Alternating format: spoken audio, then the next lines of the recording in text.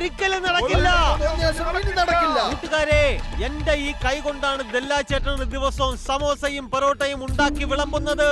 പക്ഷെ അതിനുള്ള കാശൊന്നും എനിക്ക് ഇതുവരെ കിട്ടിയിട്ടില്ല. എപ്പോഴും അവധി മാത്രം പറയും. നമ്മുടെ അലക്കുകാരൻ രാമു ചേട്ടൻ ദല്ലാ ചേട്ടന്റെ വസ്ത്രങ്ങൾ അലക്കി ഒരു പരുവത്തിലായി. പക്ഷെ പട്ടിണിക്ക് ഒരു കുറവും ഉണ്ടായിരുന്നില്ല. കാരണം ദാമു ചേട്ടനോടും ദല്ലാ ചേട്ടൻ അവധി പറഞ്ഞൊഴിഞ്ഞു. കൂട്ടുകാരെ, എന്ത് ചെയ്തു കൊടുത്താലും അവധി പറഞ്ഞാണ് ശീലം. നാളെ തരാം, മറ്റന്നാ തരാം. ദല്ലാ ചേട്ടാ,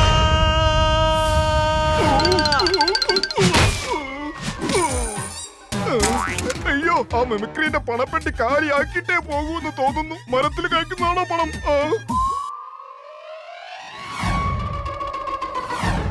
എന്റെ കയ്യിൽ നിന്ന് ഇതുവരെ ആർക്കെങ്കിലും കാശ് കിട്ടിയിട്ടുണ്ടോ? ദല്ലാ ചേട്ടാ, ഒന്നുകിൽ നിങ്ങൾ പുറത്തേക്ക് ഇറങ്ങി വരണം, ഇല്ലെങ്കിൽ A1 ഏജൻസിയെ വിളിച്ച് ഞങ്ങൾ പൂട്ടിക്കും. അതെ, പൂട്ടിക്കണം, ഞങ്ങൾ പൂട്ടിക്കും. എടോ ഒന്ന് നിർത്തടോ. നീ എങ്ങനെയാണോ പൂട്ടിക്കാൻ പോകുന്നത്? വെള്ളരിക്ക പട്ടണത്തിലാണോ നീയൊക്കെ ജീവിക്കുന്നത്? നിന്റെ ഇഷ്ടത്തിന് പൂട്ടാൻ ഇത് നിന്റെ തറവാട്ട് സ്വത്താണോ? മര്യാദയ്ക്ക് നാവടക്കി നിന്നോണം, അല്ലെങ്കിൽ ഞാൻ നിന്റെ നാവിന് പൂട്ടിടും. കൂട്ടുകാരെ, ഇവൻ ബല്ലാ സാറിന്റെ ഏറ്റവും അടുത്ത ആളാണ്. ഇവനെ പിടിച്ച് ഇവന്റെ കയ്യിൽ നിന്ന് പൈസ വസൂലാക്കൂ.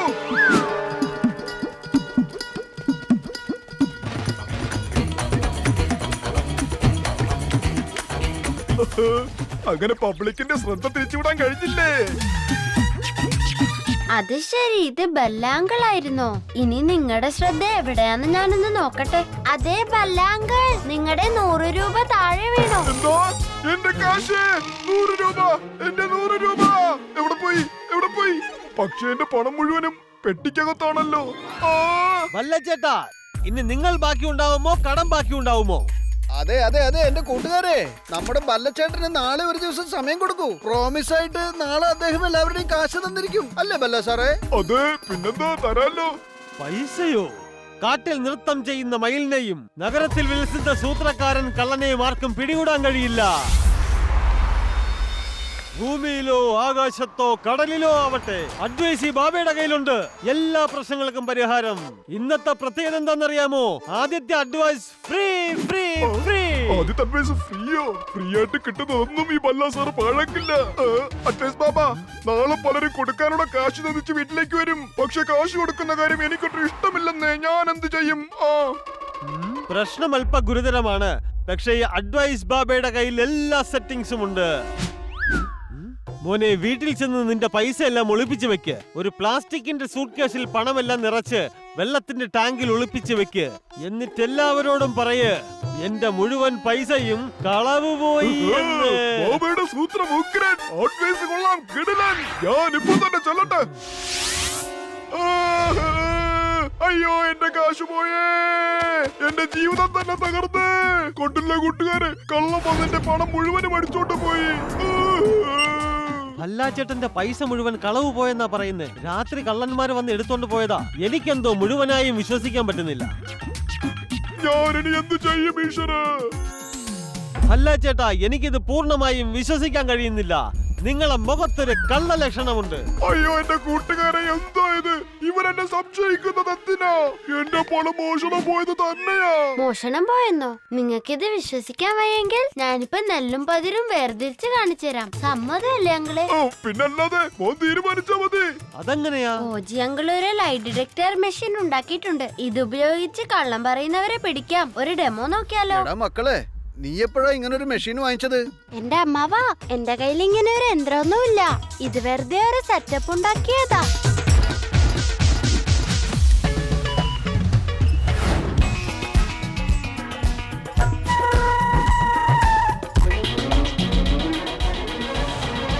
മിമിക്രി ചേട്ടാ, ഞാൻ നിങ്ങളോട് എന്ത് ചോദ്യം ചോദിച്ചാലും അതിന് എന്തെങ്കിലും ഒരു നുണ വേണം പറയാൻ. അപ്പൊ ഈ ബൾബ് കത്താൻ തുടങ്ങും. പറയൂ മിമിക്രി ചേട്ടാ, താങ്കൾ ബോളിവുഡിലെ ഏറ്റവും വലിയ സൂപ്പർ സ്റ്റാർ ആണോ? അതെ, ഈ ആഴ്ച എന്റെ 3 പടങ്ങളാ സൂപ്പർ ഹിറ്റ് ആയത്.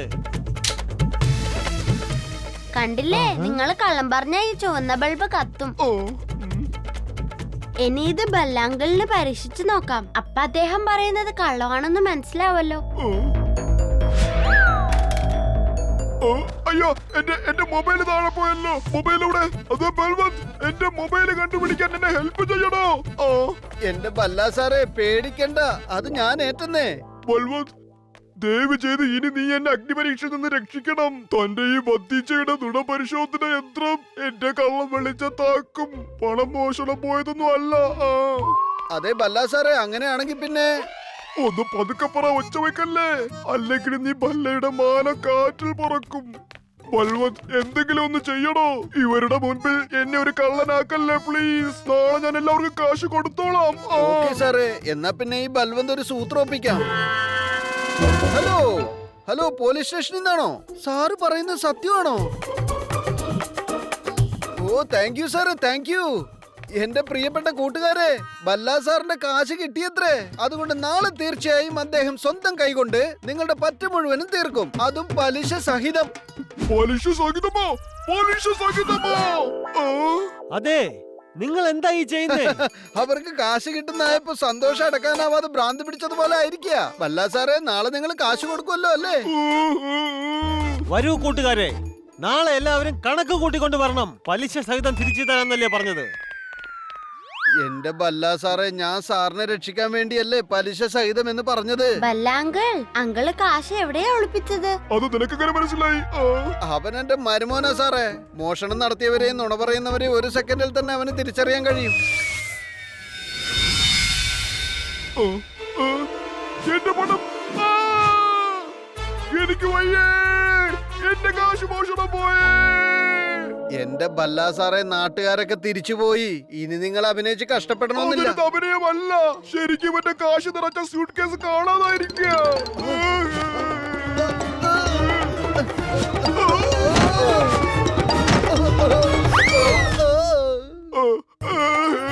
എന്റെ ജീവിതം ഞാൻ കുളം തോട്ടിയല്ലോ.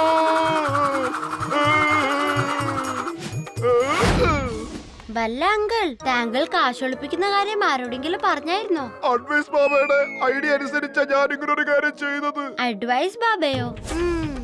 അപ്പൊ ബാഗിനെ കുറിച്ച് അങ്കിളിനും ആ ബാബയ്ക്കും മാത്രമേ അറിയുള്ളൂ. ഈ മോഷണവും അഡ്വൈസ് ബാബയും തമ്മിൽ എന്തോ ഒരു കണക്ഷൻ ഉണ്ടെന്ന് തോന്നുന്നു. ഐഡിയ.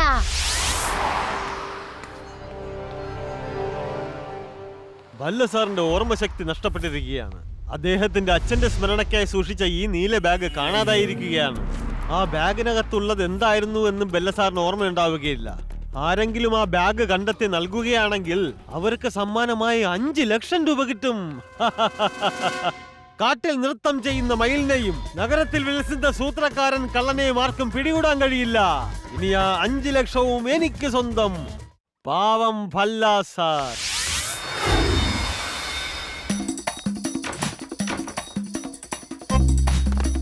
അല്ല സാറേ, ഈ ബാഗ് നിങ്ങൾക്ക് എവിടുന്നാ കിട്ടിയത്? ഭത്തീജ്, ഇത് അഡ്വൈസ് ബാബയാണെന്ന് തോന്നുന്നില്ല.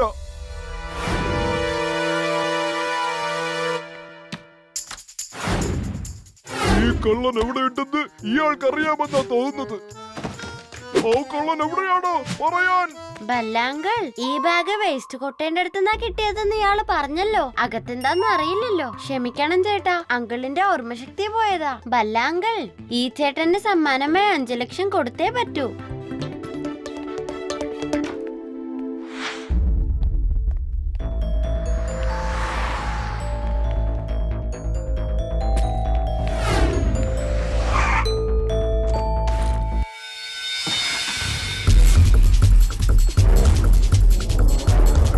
ബല്ലാങ്കിൾ, ദേ അയാള് പോകുന്നു. അയ്യോ ഭത്തീജേ, അവൻ നമ്മളെ പറ്റിച്ച് കടന്നു കളഞ്ഞല്ലോ. നമ്മൾ എങ്ങനെയാ ഇനി അഡ്വൈസ് ബാബയെ കണ്ടെത്തുന്നത്? ബല്ലാങ്കിൾ, നിങ്ങൾ ടെൻഷൻ അടിക്കണ്ട. ആ ബാഗിൽ GPS ട്രാക്കർ ഉണ്ട്. നമുക്ക് ബാഗിന്റെ ലൊക്കേഷൻ കണ്ടെത്താൻ പറ്റും. വരൂ, ആ ഡയറക്ഷനില്. എന്താ? ആ ഡയറക്ഷനിലോ? പക്ഷെ കള്ളൻ ഈ ഭാഗത്തേക്കല്ലേ ഓടിപ്പോയത്? ബല്ലാങ്കിൾ, നിങ്ങളുടെ അഡ്വൈസ് ബാബ വളരെ തന്ത്രശാലിയാണ്. വരൂ വേഗം.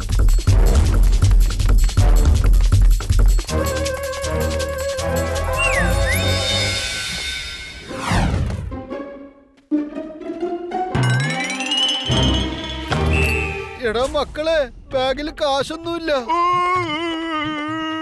ഞാൻ കുത്തുവാളെടുത്തേ, എന്റെ 5 ലക്ഷം പോയേ.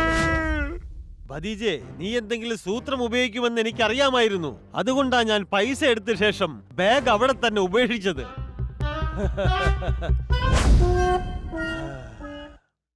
സൂത്രക്കാരൻ കള്ളനോട് തന്നെ വേണം നിന്റെ സൂത്രം. നിനക്ക് നഷ്ടമേ ഉണ്ടാകൂ. ബല്ലാങ്കിൾ നിങ്ങൾ വിഷമിക്കണ്ട. കള്ളൻ ഇപ്പൊ തന്നെ കരഞ്ഞോണ്ട് നമ്മളെ മുന്നിലേക്ക് വരും.